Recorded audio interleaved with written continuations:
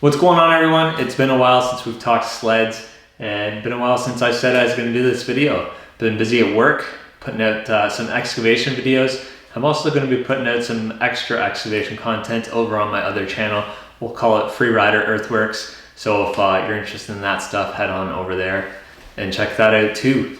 As well, we got some new merch hopefully dropping on the website this week, and we got some key tag, jet tags, whatever you want to call them. I think they're pretty sweet, pretty stoked with how they came out.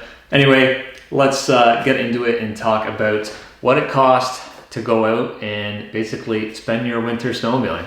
There's always lots of people interested in maybe doing an extended trip or something like I do. So we'll kind of break it down and see where it's going to cost you, what it's going to cost. We're not going to talk about, what your snowmobile costs, what your truck costs, and your gear, because I've been a snowmobiler my whole life, but I've only been mountain riding for 5 years, so I'd be snowmobiling either way, so that stuff doesn't really count. First things first, you've got to get to the mountains, and for me, it used to cost around $700. We're probably looking at around $1,000, $1,200 for one way now, but also you got to think about fuel while you're out there. And this year I did quite a lot of driving compared to past years. I watched my old video back the other day and I said I only burned $550 in fuel.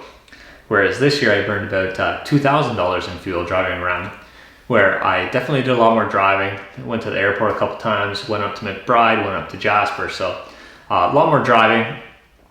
So you could probably save a bit of money there. It's not going to cost you that much. If you're going to go for maybe a month, I'd say you don't only have to fill up 3 or 4, maybe 2 or 3 times if you're just riding right around town. Something interesting to mention is lots of guys go over to the next town over to save money on accommodations. But when you do that and you still come to town ready to ride, you're not really saving any money. My buddy who does that, he burned $6,000 in fuel between driving out west around town and home, whereas I burned $4,400 even with my extra driving up to Jasper and McBride. So thought that was kind of interesting. It kind of works out whether you save on the accommodations or you save on the fuel. Next, you've got your sled fuel. I burned around $3,200 this year. I'm not going out and burning a full tank every single day. I ride a lot, so I don't need to get in every mile I can, but lots of days I burn more than a tank and lots of days I burn way less. It's very dependent on snow conditions as well. Say you're to do a 30-day trip, you're probably a little bit more motivated to ride, to get in every day you can. So you might burn a little bit more than that, but I'd say you probably burn around $1,200 to $1,400 in sled fuel for a month.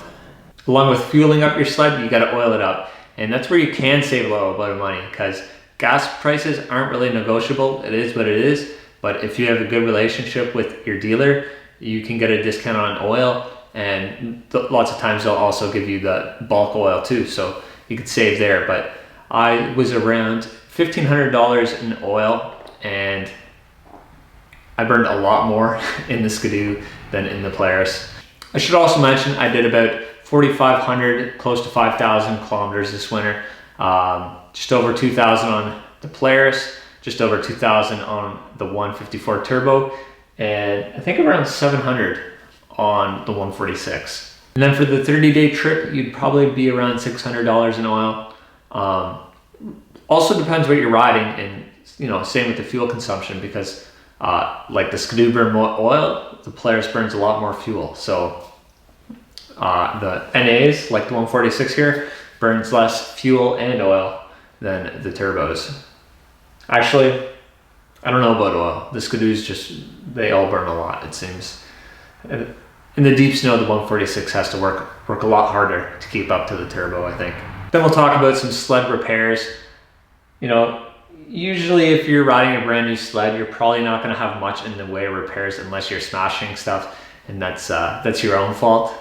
I didn't really smash anything this year, so that was good. I did 3 bumpers a couple years ago, and then ran backwards bumpers last year, so that definitely saved my bacon. When it comes to sled repairs, I'd say you've got your belts, which is a pretty big cost at around $200 a belt.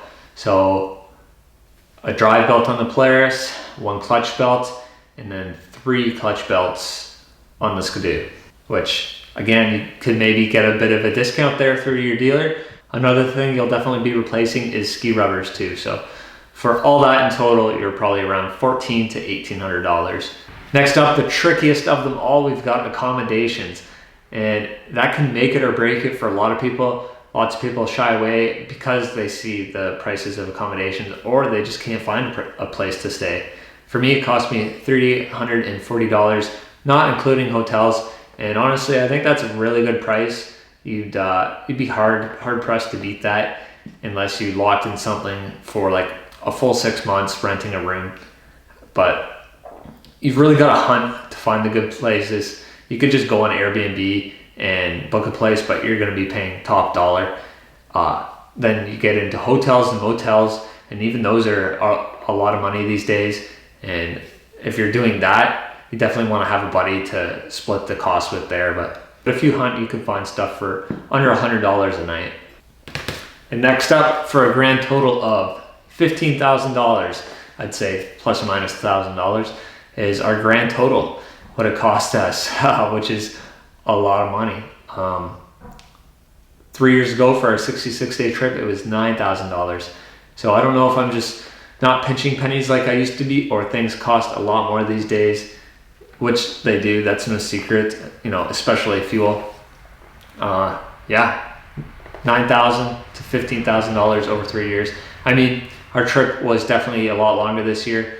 I also added up what I spent on my credit card for the entirety of my trip, and it was $17,366. So that includes food, hotels, but not accommodations. So another $3,800 in accommodations there.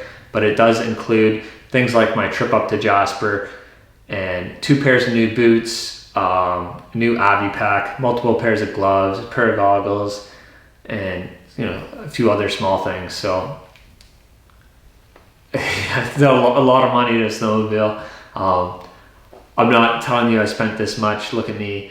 You know, I definitely would rather save some money. I'd be a lot farther ahead.